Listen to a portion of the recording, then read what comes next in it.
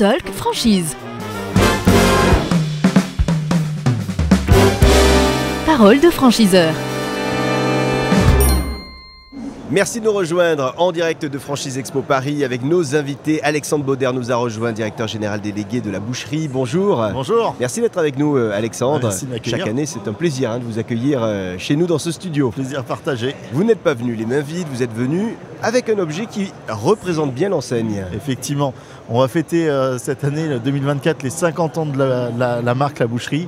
Et depuis 50 ans, notre menu est imprimé sur une carte en cuir véritable. Donc c'était un clin d'œil effectivement, et c'est quelque chose de l'ADN de l'enseigne. Je veux le voir de près. L'ADN de l'enseigne qui est représenté sur cette carte cuir. Alors qu'est-ce que je vais prendre? Toutes nos spécialités de bœuf sont représentées sur cette carte. Ah oui, c'est super. Elle est belle cette carte. Ouais, très belle. Habituellement, chaque année d'ailleurs, vous avez un superbe stand ici au Franchise Expo Paris. Il ressemble à quoi cette année votre stand? Alors écoutez, il accueille une nouvelle marque puisqu'on a développé également à côté de notre marque iconique et historique qui est les restaurants La Boucherie, le kiosque du boucher, KDB. Donc on partage le stand avec KDB à côté.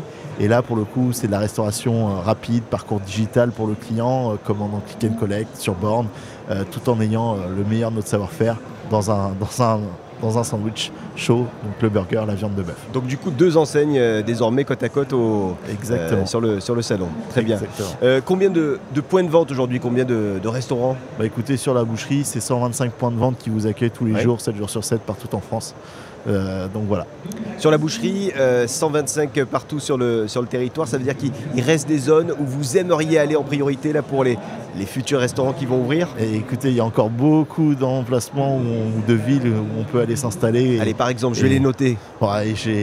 Tout de suite maintenant, là, je vais avoir Rennes, je vais avoir Lille, je vais avoir Amiens. Non, il y a du choix. On peut encore trouver beaucoup d'emplacements. Et puis on a un réseau qui est historique. Donc il y a aussi des restaurants qui peuvent être à vendre. Donc on a eu un renouvellement de nos franchisés dernièrement. Donc c'est pas parce qu'on est implanté d'ores et déjà sur une ville qu'il ne peut pas y avoir la possibilité de racheter le restaurant déjà existant. Rappelez-nous, un restaurant La Boucherie en général, c'est quoi comme superficie? C'est 350 à 500 mètres carrés pour les plus grands. Désormais, on est dans l'efficacité aussi dans la construction. Donc on construit des restaurants plus proches des 400 mètres carrés quand ce sont des nouveaux établissements. Ok. Combien de personnes qui travaillent sur un point de vente, sur un restaurant? Entre 8 et 20 personnes en équivalent temps plein. Oui, ça fait un peu de monde pour les très grosses boutiques. Et puis pour les plus petites, je vous dis une équipe pour manager et être ouvert 7 sur 7, midi et soir, puisque ça fait partie aussi de la promesse client qu'on offre. Alexandre, c'est quoi un bon candidat ou une bonne candidate pour venir grossir les rangs de la boucherie? Écoutez, déjà, le plaisir de la table. Vous aviez la carte tout à l'heure, effectivement, faut aimer, on fait un métier d'empathie, donc faut aimer recevoir, faut aimer faire plaisir, ça c'est la première des choses. Et puis ensuite, c'est un commerçant, c'est un entrepreneur, donc du management, de la gestion d'entreprise. Quelqu'un de visible qu'on voit régulièrement dans le restaurant. Nous, on a pour habitude de dire que nos franchisés et les restaurateurs, de toute façon, sont des notables dans leur ville. Donc effectivement, il faut aimer sortir, il faut aimer accueillir, il faut aimer la vie et les hommes, quoi. Je ne suis pas du tout de la restauration, ça peut quand même matcher? Exactement. Plus de 80% de nos franchisés ne sont pas issus de la restauration. Et c'est tout le rôle aussi de notre savoir-faire.